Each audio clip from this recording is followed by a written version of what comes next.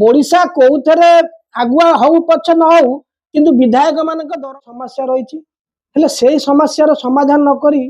सरकार आगे निजर समस्या समाधान करदेला। आदिम पार्टी उपसभापति मो ना ललाट किशोर जेना एवं भुवनेश्वर बंचाओ अलिया गदा हटाओ एवं सैनिक स्कूल बंचाओ अलिया गदा हटाओ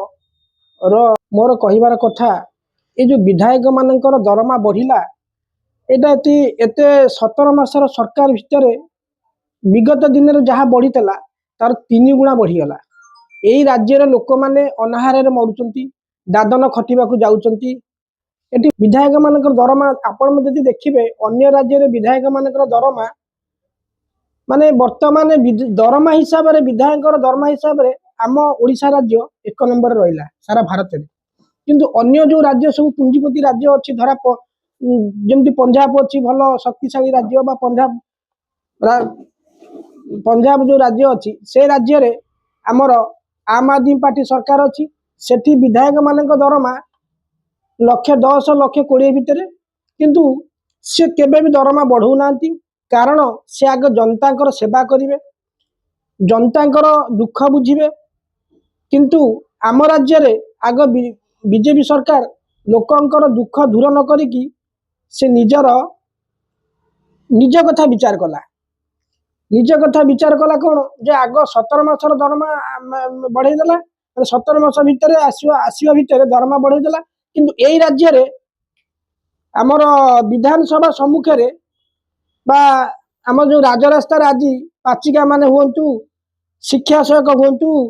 बा अन्य वर्गर जेते स्वास्थ्य शिक्षा बिजुली पानी जेते वर्गर लोक माने जो आउटस्टैंडिंग अच्छी से दरमा बढ़ुनी से आज को दीर्घ 15 वर्ष है 12 वर्ष 15 वर्ष टंका 10,000 15,000 काम कर कथा भी सरकार विचार को नौ नहीं। ये जो सांबादिक भाई मैंने आज से अक्लांत परिश्रम जो कथा कि आज गणतंत्र चतुर्थ स्तंभ है लोकों पाखे पहुंचवा कथा से पहुंचाऊँ किंतु से भी भत्ता बढ़ाऊ नहीं बा दरमा भी बढ़ाऊ नहीं से भत्ता दि जाऊ एवं आमर जो कही आम आसु आसु माने वार्धक्य भत्ता बढ़ईदेबू 3,000 को करदेबू से 3,000 रु 4,000 मोर सरकार पाखे अनुरोध से वार्धक्य भत्ता 3,000 रु 4,000 दिंतु एवं विधवा भत्ता वार्धक्य भत्ता एगुड़ा वृद्धि करूँ या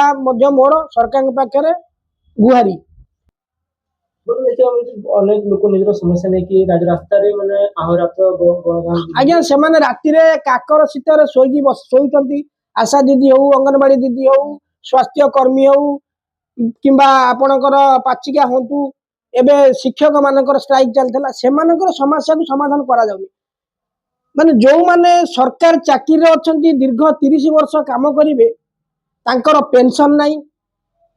तांकर दरमा बढ़िबार नहीं किंतु से जगह विधायक मानकर दरमा बढ़ुची। देखा गले विधानसभा राज्य समस्या को लेकिन विधानसभा बसी थाए किंतु ओडिसा रे प्रथम तर एमिति हिची जोटी कि विधायक मान समस्या को विधानसभा बसी आपण विश्वास करूची कारण ये विधायक माने आग निज जो बीजेपी सरकार आग ता निज पांठी देखिला जे मु आसु आसु केमती निजे आग सरकार को आसु आसु मो लोक मानकर बा दरमा बढ़ी जाऊ किंतु कोनोसी विधायक भी कंप्लेन कलेनी जे आज सबु दलर विधायक अच्छा कि कौन विधायक कंप्लेन कर कारण है कंप्लेन कर कारण ना से देखिले तो दरमा बढ़ी आम कि जनसाधारण कथा कहीं भी चिंता करना। आज लोक दादन खटिवा जाऊँगी आज राज्य रे भल स्कूल नहीं आज राज्य रे भल स्कूल टीए नहीं आज राज्य रे भल स्वास्थ्य टीए हॉस्पिटल टीए नहीं आज राज्य रे भल पानीय जलर व्यवस्था नहीं लोक माने बहु नई एमिति भी ए पर्यंत भी ओडिशा रे एते राज्य अच्छी माने सॉरी ओडिशा रे एते गाँ अच्छी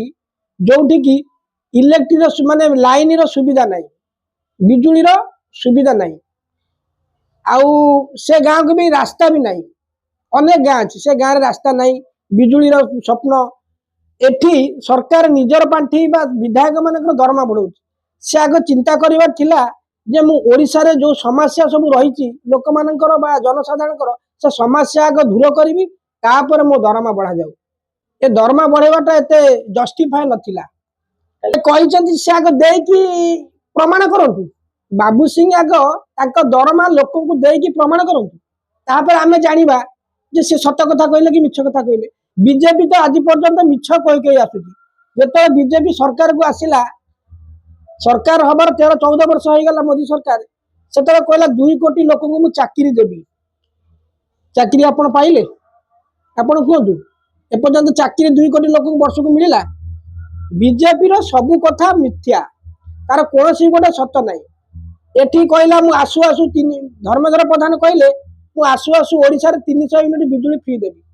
ଆଜ୍ଞା, ବିଧବା ଭତ୍ତା ବଢେଇବେ, ବାର୍ଦ୍ଧକ୍ୟ ଭତ୍ତା ବଢେଇବେ, ସବୁ ଭତ୍ତା ବଢେଇବା ପାଇଁ କହିଲେ, କିନ୍ତୁ ଆଜି ପର୍ଯ୍ୟନ୍ତ କୌଣସି ବି ଭତ୍ତା ବଢିଲା ନାହିଁ। ତାଙ୍କ ଦରମା ବଢିଗଲା,